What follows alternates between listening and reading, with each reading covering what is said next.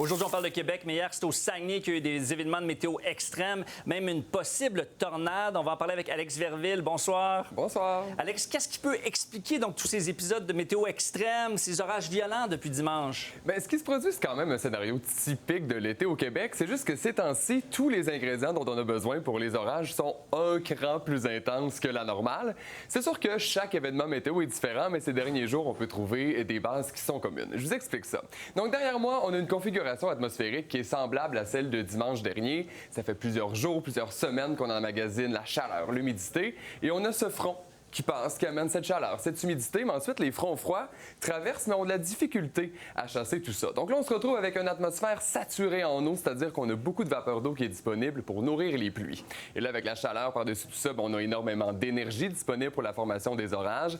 Et il nous manque un seul ingrédient, du soulèvement, et on va l'obtenir grâce au passage du fameux front froid.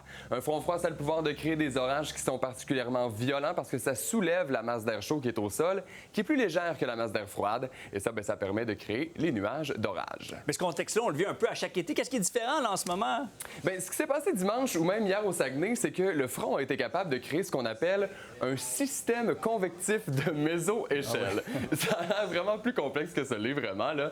Voyez ça un peu comme un train qui passe où chaque wagon est une cellule orageuse. Donc, pendant qu'un certain laps de temps, là, on a des cellules qui s'enchaînent au-dessus d'un même territoire, ce qui peut emmener des quantités de pluie énormes parce que l'eau n'arrête pas de se déverser. Et dimanche, bien, ça a été causé par un front froid qui se déplaçait rapidement.